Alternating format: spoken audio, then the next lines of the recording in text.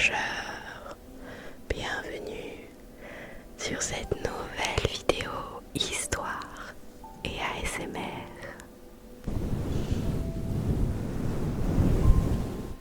J'espère que tu as passé une agréable journée, ou en tout cas que tu es prêt à te détendre et à découvrir une nouvelle légende.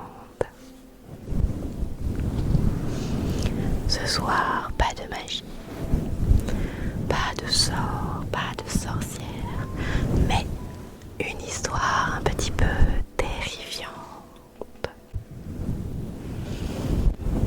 Une histoire d'amour qui finit mal. Une histoire de rancœur, de vengeance. Une histoire qu'on pourrait qualifier d'histoire d'horreur.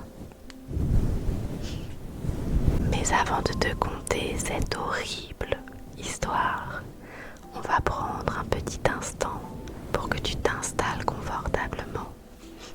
Alors, allonge-toi ou mets-toi sur une chaise, mais en tout cas fais en sorte d'être confortable pour pouvoir apprécier chaque seconde de cette lecture.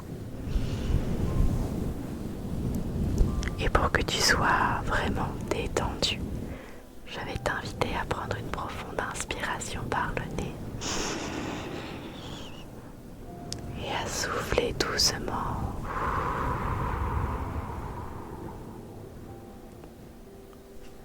Recommence une deuxième fois.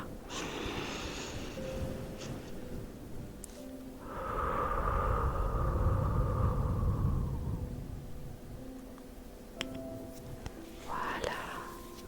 Maintenant que tu es dans une position calme, détendue et surtout confortable, la lecture va pouvoir débuter. Ce soir, je t'emmène dans le conte qui s'appelle La mariée de Tréquesson. Alors laisse-toi transporter par cette histoire horrifique qui se trouve toujours dans la forêt de Brocéliande. En Brocéliande, au sud-ouest de la haute forêt, s'élève un noble château féodal. Sa silhouette majestueuse se mire dans une paisible pièce d'eau. Ici, point de palais de cristal dans le reflet de l'onde. Pourtant, certaines nuits de pleine lune, vous pouvez croiser sur les eaux, dans le parc ou aux alentours du château, la forme fantomatique de la Dame Blanche de Tréquesson. L'histoire se déroula au XVIIIe siècle, au temps du dernier seigneur de Tréquesson. Un braconnier embusqué derrière un fourré, tout près du colombier, en fut le témoin. Au dire du pauvre homme, tout retourné par cette affaire, l'événement s'était passé par une nuit de bois. Il avait pour habitude de poser quelques pièges sur les terres de son maître et de passer la nuit tombée pour ramasser, sans se faire voir, le menu gibier. Ce soir-là, pendant qu'il guettait l'endormissement du château, il vit arriver au grand galop un carrosse sombre, tiré par des chevaux bruns. La voiture s'arrêta juste après avoir passé la digue des Douves. 3 hommes vêtus de noir en descendirent. Ils traînaient plus qu'ils ne soutenaient une jeune fille vêtue de la tenue blanche des mariés. Sur ses longs cheveux clairs flottait un voile retenu par une jolie couronne d'églantine. Dans ses mains gantées, elle serrait un bouquet de fleurs d'oranger. Ses escarpins de satin étaient blancs, comme les bas de soie que l'on apercevait sous les dentelles de sa robe. Son corps était secoué de sanglots. Elle priait et suppliait. « Mes frères, ayez pitié de moi, de nous. Vos cœurs sont endurcis par la grande haine qui a déchiré nos 2 familles et nos terres. Notre union pourrait rendre la paix.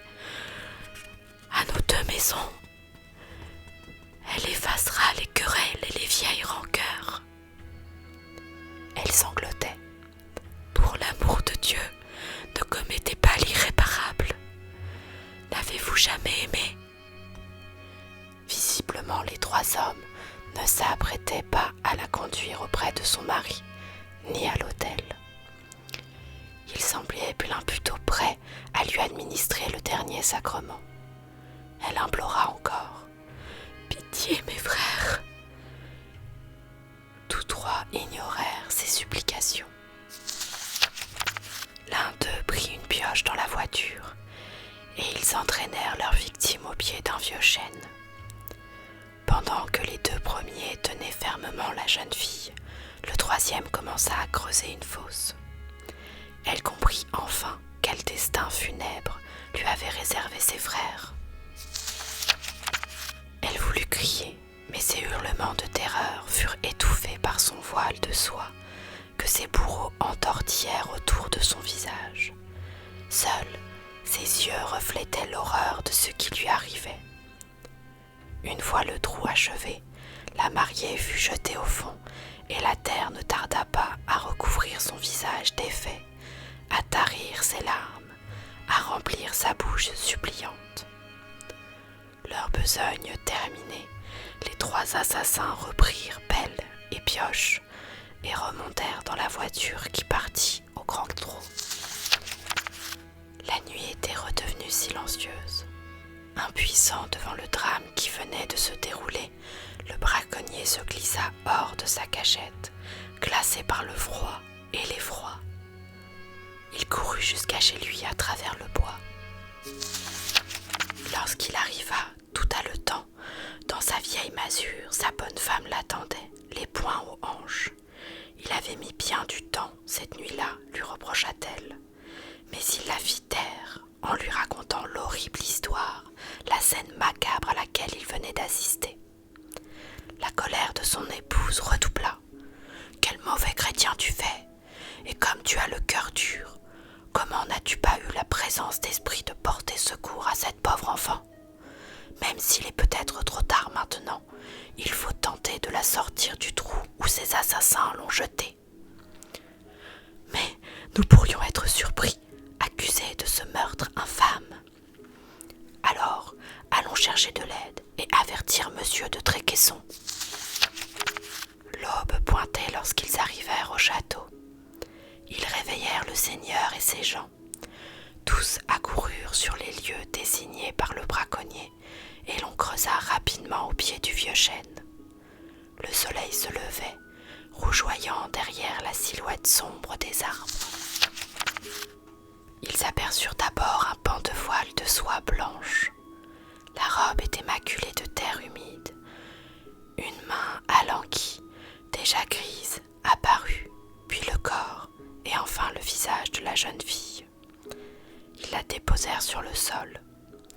Une des domestiques frotta vigoureusement sa poitrine et ses bras avec de l'alcool fort, lui passant sous le nez un flacon de sel. Elle respirait encore péniblement.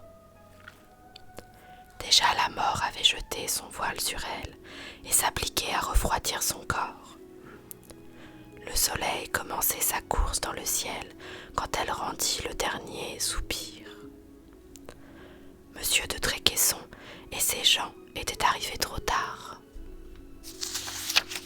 Le seigneur fut profondément bouleversé. Il fit porter le corps de la jeune mariée en sa demeure. On l'apprêta et on lui donna une sépulture près de la chapelle du château. Malgré toutes les recherches qu'il fit effectuer, rien ni personne ne put éclairer monsieur de Tréquesson sur l'identité de la jeune femme.